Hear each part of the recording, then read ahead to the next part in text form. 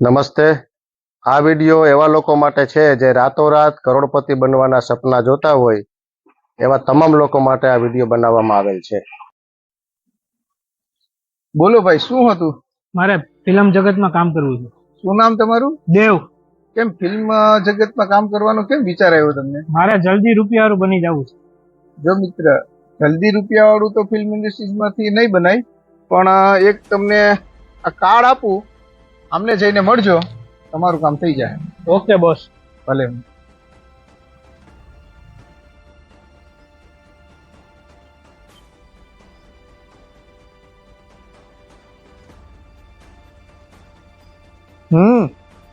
તારા કામનો એક માણસ મોકલ્યો, જોઈ લેજો. હા. નિલેશભાઈ તમે? હા હા, હું જ નિલેશભાઈ. તમારી વાત કરી મને બધી. જો તમારે પૈસા વાળું બનવું હોય તો એમ નહીં બનાય, ડાયરેક્ટ તો કરોડપતિ નહીં, પણ તમારે ખોટો રસ્તો થોડુંક જવું પડે. તો એના કરતાં તમને એક સરળ રસ્તો બતાવું કે તમે શોર્ટકટમાં પૈસા વાળા બની જશો. હા બોલો ને. હમણાં એક ગાડી આવશે અહીંથી, એ બે માં દીકરી બે જશે.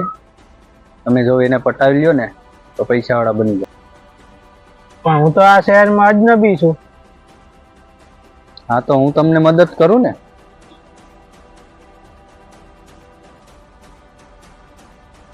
ઓકે.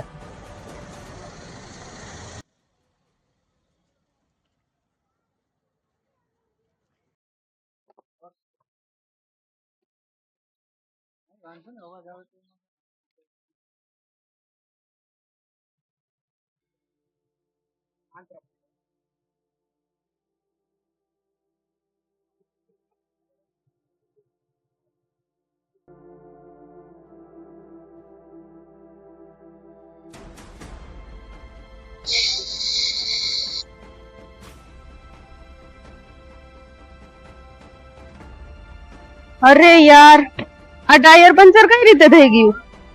હવે હું શું કરીશ? મારે ઇમરજન્સી મીટિંગ છે યાર.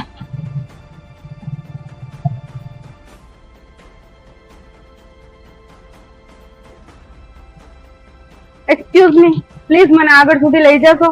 મારી ઇમરજન્સી છે થોડી. આ બેસી જાઓ. પર્સ રાખો.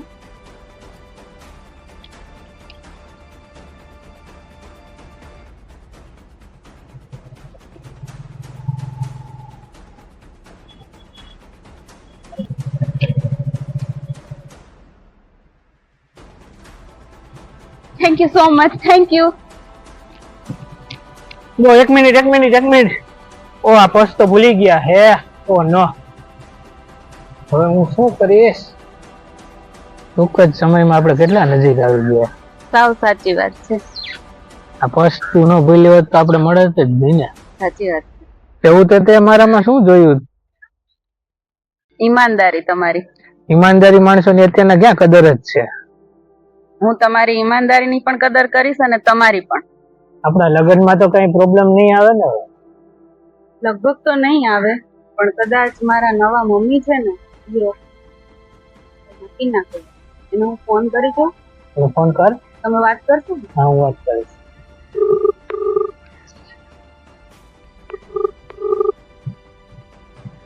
હેલો. હા મમ્મી, એક વાત કહેવા માંગુ છું તમને. મમ્મી, હું એક છોકરાને 1 મહિનાથી ઓળખું છું. તે બહુ સારો છે. એનું નામ દેવ છે. મારે તેની સાથે મેરેજ કરવા છે. હું તેને કોલ આપું છું, તમે વાત કરી લો ને એની સાથે. આંટી જય શ્રી કૃષ્ણ. જય શ્રી કૃષ્ણ. હું તમારી દીકરીને બહુ જ પ્રેમ કરું છું ને હું એની સાથે લગ્ન કરવા માંગુ છું. હું તારા જેવા બધાને ઓળખું છું. તું છે ને મારી દીકરીથી દૂર રહેજે. મારી દીકરી જાય છે અને એનો સ્વભાવ શાંત છે, તો તું શું આવા બધા પૈસાદાર છોકરીઓને જ ફસાવે છો? ના આંટી, એવું નથી. હું એના જીવની જેમ સાચવીશ. તો શું છે આ બધું? હું તારા જેવા છોકરાઓને બધાને ઓળખું છું, બરાબર? મારી દીકરીને ફસાવા કરીને મારી દીકરીને આજુબાજુ દેખાતો પણ નહીં. એટલે હું પોલીસ વાળાને કહી દઈશ ને પોલીસમાં કેસ કરી દઈશ. કે છે તારા મમ્મી માનશે નહીં લગ્ન કરવા માટે. હું તને શું કહું છું, એક કામ કર, તું છે ને મારા મમ્મીને મારી નાખ. એ શું વાત કરે છે તું? કરવું જ પડશે દેવ, હું તારા વગર નહીં રહી શકું. ઈ નો થાય. ના ના ના ના, તો હું મરી જઈશ. નહીં, મરવું નથી આપણે. જીવવું તો મરવું સાથે જ છે હવે. એટલા માટે જ કહું છું, આપણે એક થવું હોય તો એને મારવા જ પડશે. તને એમ લાગતું હશે ને કે હું આવું શા માટે બોલું છું? હું એટલા માટે કહું છું કે એ મારી સાવકી માં છે, સગી માં નથી. અને એને પૈસા માટે મારા બાપને પણ મારી નાખ્યો છે. ઓહો, એટલા માટે તું એને મારી નાખ.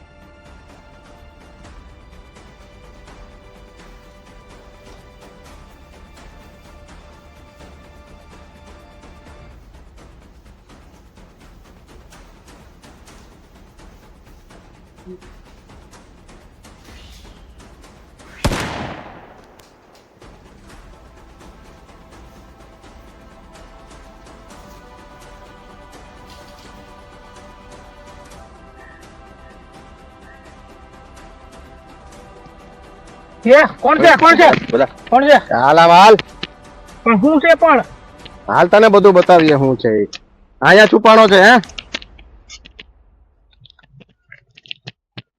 આખી રાત તને ગોતીએ છે અમે, તારા લોકેશન ટ્રેક કરતા કરતા એ જંગલમાં પહોંચ્યા છે. પાછો તું પૂછે મેં કર્યું શું? ગઈકાલે રાત્રે તે શેઠ ધનરાજની પત્નીનું મર્ડર કર્યું છે, બરોબર? ખ્યાલ છે કે ભૂલી ગયો એ?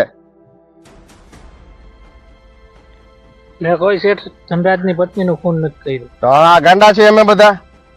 આ જોજો એ. આ શું છે? આ તો કાજલના મમ્મી છે, કોણ કાજલ? જેને હું પ્રેમ કરતો હતો ઈ. એટલે આ ભાઈ આ શેઠ ધનરાજના પત્ની છે, જાણીતા ઉદ્યોગપતિ શહેરના, બરોબર છે? કરોડોપતિ માણસ.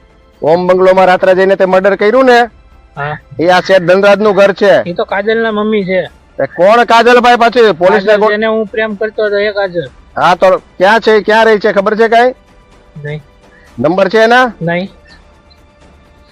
સાહેબ, એક મિનિટ પેલા મારી વાત સાંભળો. બોલ. હું અહીંયા કરોડપતિ બનવા માટે આવ્યો હતો. ડાયરેક્ટરને મળ્યો. ડાયરેક્ટરે મને નિલેશના નંબર આપ્યા. હા નિલેશે મને કીધું કે આ કાજલ નામની છોકરીને તું પ્રેમમાં ફસાવી, કરોડપતિ બાપની દીકરી છે, હા, એટલે તું કરોડપતિ બની જાય. બરાબર. એટલે તે પછી કરોડપતિ બનવા માટે કાજલને ફસાવી, હા, બરાબર? તો આ ધનરાજની પત્નીનું ખૂન શા માટે કર્યું તે? હું શેઠ ધનરાજને નથી ઓળખતો. મને કાજલે કીધું હતું કે મારી નવી માં છે, ઈ આપણા લગ્ન નહીં થવા દે, એટલે મેં એની નવી માને મારી નાખી. જી સર, આરોપી પકડાઈ ગયો છે. જી જી સર. હા હા સર, પકડાઈ ગયો છે અને અમે લઈને આવીએ છીએ પોલીસ સ્ટેશન. હા, વાંધો નહીં. આ શેઠ ધનરાજને પણ મોકલી દો, કોઈ વાંધો નહીં. Okay sir. જય હિન્દ સર, જય હિન્દ. Thank you sir. મિથુનભાઈ, તમે આને લઈને પોલીસ સ્ટેશને પહોંચો. મને સરે બોલાવ્યું છે ત્યાં હું જાઉં છું, અને શેઠ ધનરાજ હમણાં આવશે, બરોબર છે? ભલે ભલે. હાલો. બહુ સાહેબ, તમારું સરસ કામ છે. કોણ તમે બોલો છો? હું ધનરાજ શેઠ બોલું છું. બોલો બોલો ધનરાજ શેઠ. તમે જે વ્યક્તિને પકડ્યો ને એને મારી પત્નીનું ખૂન કરી નાખ્યું છે. જી જી જી જી. એ વ્યક્તિ છૂટવો ન જોઈએ સાહેબ. ના ના, બિલકુલ બિલકુલ નહીં. કાનૂનના સકંજામાંથી કોઈ બચી નહીં શકે શેઠ ધનરાજ, તમે બિલકુલ નિશ્ચિત રહ્યો, બરોબર છે? જો દેવભાઈ, આમ કરોડપતિ બનાય. આ તમને ફસાવાનો એક ખાલી પ્લાન જ હતો મારો. તમે જે કાજલનું કહો છો ને, એ કાજલને મેં પૈસા દઈને તમને ફસાવ્યા હતા. પૈસા વાળો બનવાનો પ્લાન મારો હતો. મેં મારા સાસુ સસરાને ને મારી ઘરવાળીને એક્સિડન્ટમાં મરાવવાની કોશિશ કરી હતી, પણ એમાં મારા સાસુ સસરા મરી ગયા ને મારી ઘરવાળી બચી ગઈ. હું ક્યારનો એક મુર્ગો ગોતતો હતો મારી ઘરવાળીને મરાવવા માટે. તું આવી ગયો દેવભાઈ. હા હા હા હા. પાસે બીજો કોઈ રસ્તો નથી. તારી પાસે એક જ રસ્તો છે, ગુનો કબૂલી લેવાનો. દેવભાઈ, જો આમ પૈસા વાળો બનાય. હા હા હા.